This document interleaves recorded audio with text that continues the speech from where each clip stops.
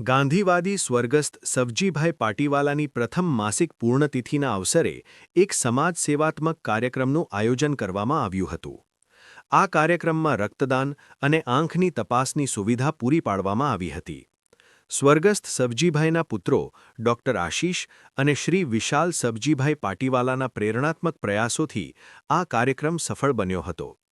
આ કાર્યક્રમ Young India Research Foundation, Gandhinagar, department of IHBT, civil hospital, Ahmedabad, M&J institute of ophthalmology, Ahmedabad અને સહેજાનંદ હિલેનિયમ housing society, Zundal, ગાંધીનગરના સંયુક્ત ઉપક્રમે આયોજિત થયો હતો. ગાંધીજી અને વિનોબા ભાવે જેવી મહાન વ્યક્તિઓના અનુસરણમાં ચાલનાર સ્વર્ગસ્થ સવજીભાઈના વિચારોને તેમના સંતાનો જીવંત રાખી રહ્યા છે એ સમાજ માટે પ્રેરણારૂપ છે. આ કાર્યક્રમ દરમિયાન કુલ 23 યુનિટ રક્તદાન થયું તથા 121 નાગરિકોએ આંખોની તપાસ કરાવી તેમની આરોગ્ય જાગૃતતા દર્શાવી હતી. સવજીભાઈ પ્રથમ પુણ્યતિથિમાં જે એમની ગાંધીવાદી વિચારધારા અને એમને ઘણા બધા સંસ્થાઓમાં ગાંધીવાદી વિચારધારા રાખી છે અને એમના પુત્ર આશીષભાઈ પાટીવાલા જેમને એમના માસિક પુણ્યતિથિ નિમિત્તે રક્તદાન અને આંખનો કેમ્પ આયોજન કર્યો છે. ખૂબ જ અભિનંદન, ખૂબ જ સારું છે.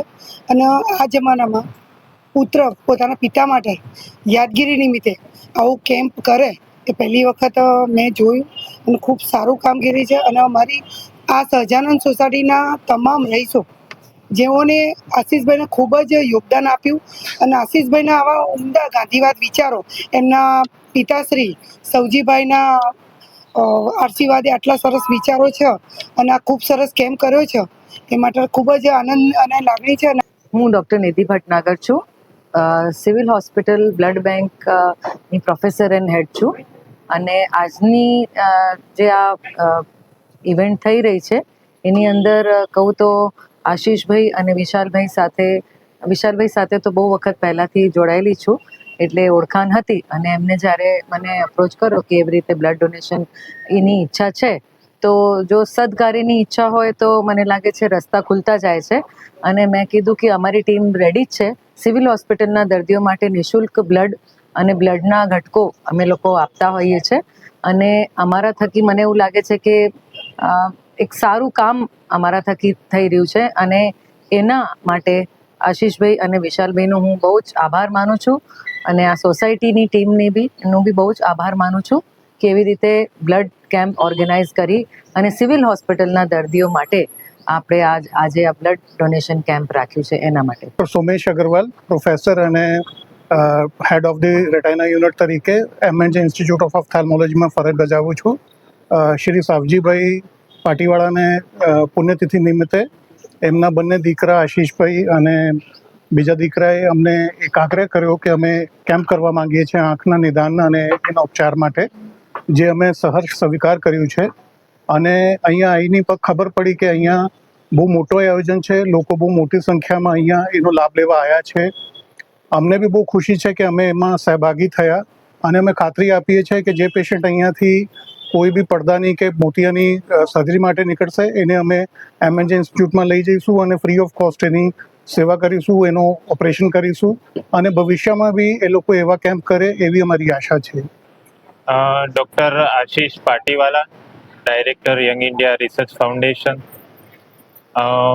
પપ્પાના દેહાંત બાદ એવો વિચાર કર્યો કે પપ્પા માટે હું શું કરી શકું.